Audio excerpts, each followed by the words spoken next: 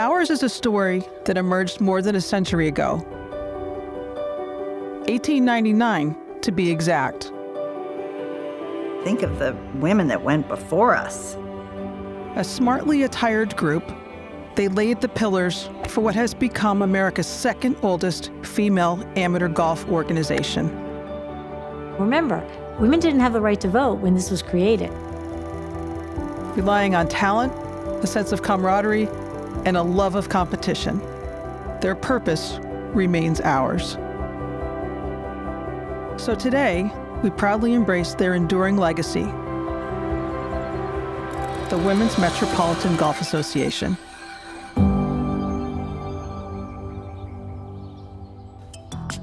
The WMGA was founded with 23 member clubs. We have nearly 200 clubs now. We have over 2,400 women members from the tri-state area. Our earliest heroines include Beatrix Hoyt from Shinnecock Hills, the first ever U.S. Women's Amateur Champion, a title Alexa Sterling claimed 3 times. Little did these intrepid ladies know they would become legends, but not just competitively. Genevieve Hecker was the first winner of our match play tournament, but she also wrote a book, and it was Golf for Women. Marion Hollins, a true Renaissance woman. She was revolutionary in her time, and she actually created a golf course because they wouldn't let women in. So she decided that they needed their own golf club on Long Island, and they created Women's National Golf and Tennis Club. A 3-time WMGA champion, now enshrined in the World Golf Hall of Fame, her architectural insights were welcomed into iconic courses like Cypress Point and Augusta National. The history books are filled with tales of members for whom golf became a second passion. Helen Meany is a perfect example. She was a platform diver. A pike, half gainer. She won the Olympic gold in 1928. Sophie Untermeyer was a polo player. Althea Gibson, fantastic career as a professional tennis player. But when she gave up tennis, she then became a golf professional. Then, like now, many WMGA members earned national acclaim. Margaret Platt and Karen Noble, they were on the 1990 Curtis Cup team. And many continued their successful journey on the LPGA Tour. The talent pool here in this area especially is staggering. Debbie Doniger or Jean Bartholomew, these are all women that are doing incredible things with golf, but got their start through events run by the WMGA. Someone had to lead the way in the professional ranks. That someone was Helen Hicks. She was the first one of our members to turn professional, and in fact, she ended up being one of the founders for the LPGA. When they were talking about Helen Hicks' game, Helen Hicks of Long Island takes a hefty swing at the ball. They dubbed her 4H, and that was for hard-hitting Helen Hicks. Playing the women's Met in those days wasn't all that different from what we enjoy today. Our calendar begins every spring with team matches. Oh, team matches. Well, of course, they're the heart of the WMGA. We have over 800 women playing golf every Tuesday and Thursday for 2.5 weeks in the April and May timeframe. It will always be cold and rainy, but that's part of the fun. I remember playing one time, and it was like a hurricane. Yes, we played in horrific weather, but we've also played in wonderful spring days, and we get to play unbelievable courses. People say, oh, have you ever played Ridgewood or Quaker Ridge or Sleepy Hollow? I would say yes. And they're like, how'd you get on all these great golf courses? I said, well, WMGA had the match play there, or the stroke play, or the mother-daughter.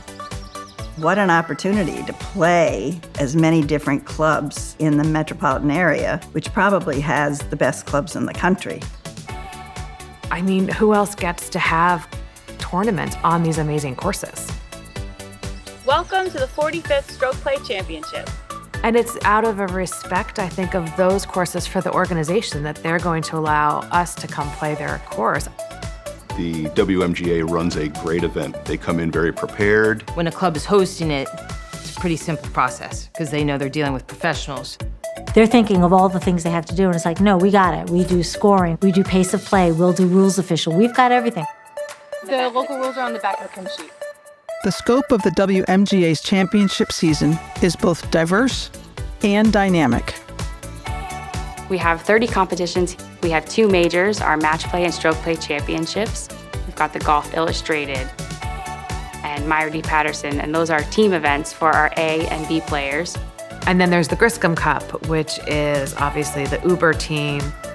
I admire what the WMGA is doing now because they're changing up their tournaments. Here comes trouble. There's opportunities for women to do fun social trips. We planned a trip to Kiowa. We did our Top Golf event, the Blue and White Cup. It's social and fun. I love the family tournaments. We're playing mother-daughter. We had a mother-son tournament, and a mother said that it was one of the best days that she could ask for. They get to have that special tournament experience with a loved one. As long as she keeps in the fairway, we'll be fine. I'll keep her at the cart. While tournaments are our primary focus, we realize a greater responsibility exists, helping women and young girls.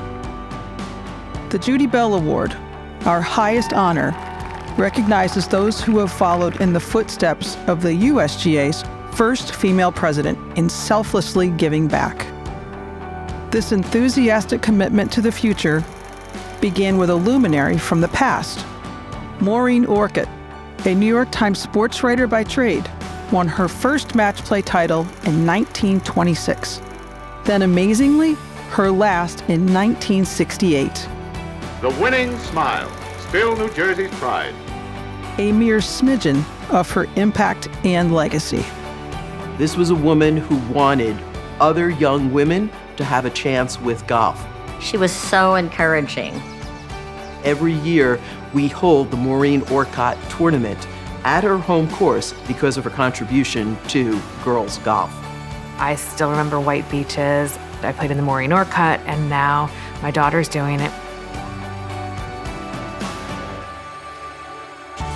No question, from clinics to college scholarships, the WMGA is all in on golf's next generation. A little girl came up, she goes, "This is the best day ever." And you're just like, oh my gosh, this is why you do it. You can play as a 6-year-old, and you can play all throughout your retirement years. That's what excites me about this organization. We've been around since 1899, and we stand the test of time. So hats off to those fanciful women in long skirts from long ago. Maybe they knew exactly how this story would unfold.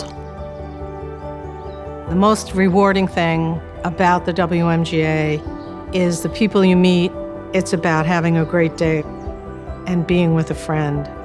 For well over a century, the Women's Metropolitan Golf Association has remained true to that spirit. It doesn't really matter whether you win or not. Just play, just have fun.